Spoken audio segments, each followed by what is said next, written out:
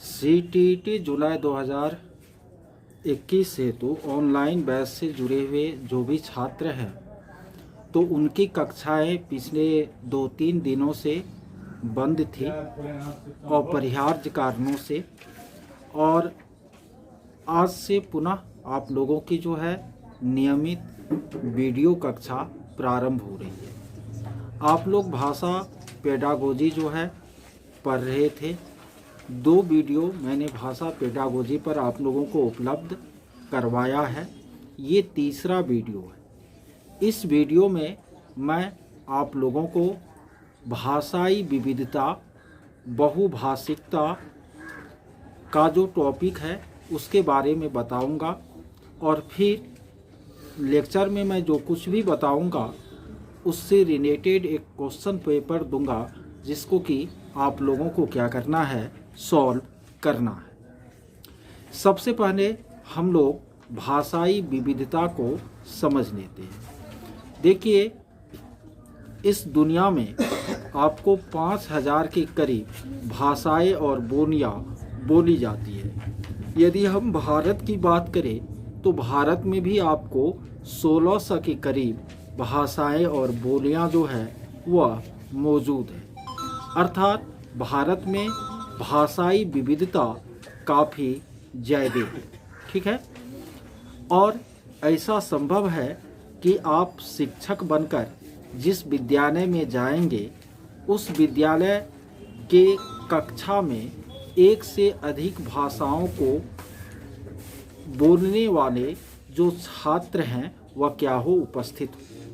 और यदि आपके कक्षा में एक से अधिक मातृभाषा वाले छात्र उपस्थित है तो इसका मतलब है कि आपका जो कक्षा है वह एक बहुभाषिक कक्षा है।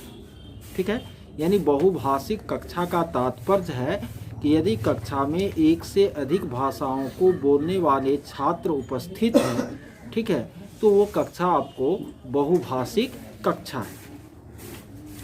तो एक बहुभाषिक कक्षा में भाषाई विविधता को ध्यान में रखते हुए हमारा शिक्षण कार्य किस तरह से होना चाहिए, ये हम लोग समझने का कोशिश करेंगे।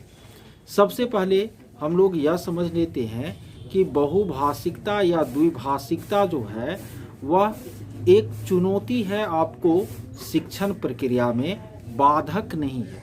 चुनौती एक सकारात्मक शब्द है जबकि बाधक एक नकारात्मक शब्द है।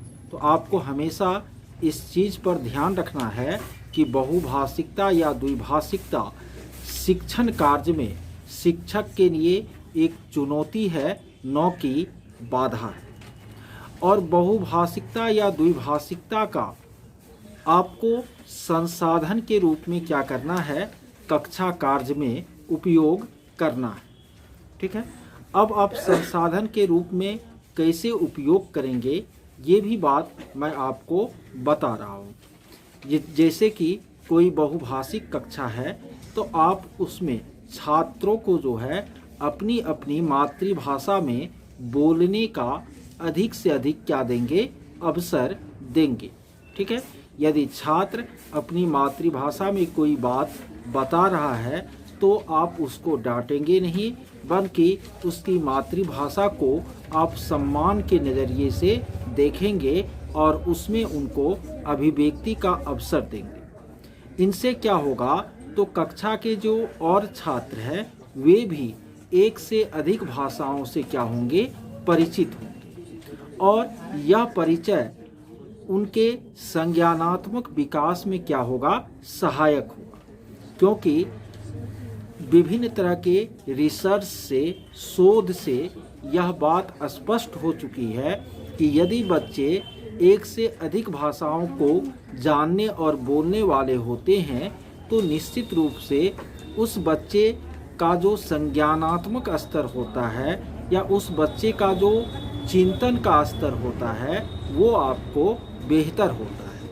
तो इस बात का आपको हमेशा क्या रखना है, ध्यान रखना है।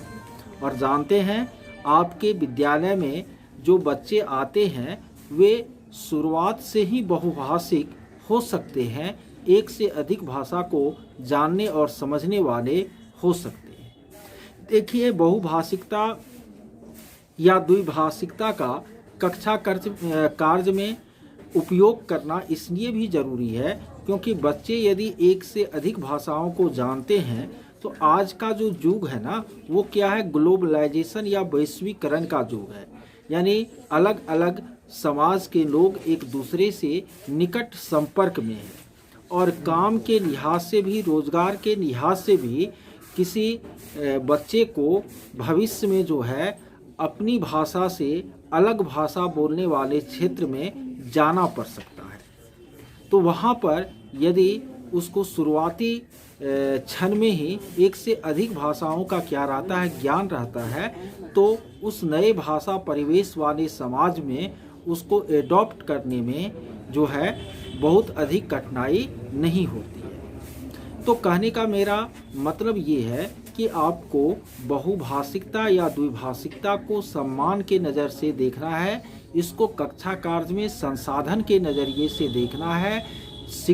छात्रों को आपको अधिक से अधिक अवसर देना है कि वे अपने मातृभाषा का उपयोग करके कक्षा में क्या करें, अपनी अभिव्यक्ति दे। इससे क्या होगा, सहयोगात्मक अधिगम होगा और बच्चे एक से अधिक भाषाओं से परिचित हो पाएंगे और इसका परिणाम भविष्य में जाकर के सुखद होगा।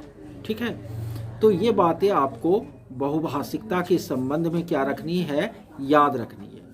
और इतने ही तथ्यों पर आधारित मैं एक प्रश्न पत्र आप लोगों को उपलब्ध करवा रहा हूँ और उस प्रश्न पत्र के प्रश्नों को आपको हल करना है। ठीक है, साथ ही साथ मैं एनसीएफ 2005 भाषा शिक्षण के संबंध में क्या कहती है, इसका भी एक मैं पीडीएफ उपलब्ध करा रहा हूँ। आप इस वीडियो को देखने के उपरांत उस पीडीएफ को पढ़ने और तत्पश्चात आप जो है क्वेश्चन को सॉल्व करें, तो हमको लगता है कि ये जो भाषाई विविधता और बहुभाषिकता वाला कॉन्सेप्ट है वो आपका पूरा क्लियर हो जाएगा।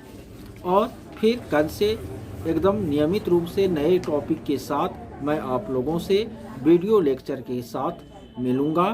ठीक है, तो आज के लिए इतना ही।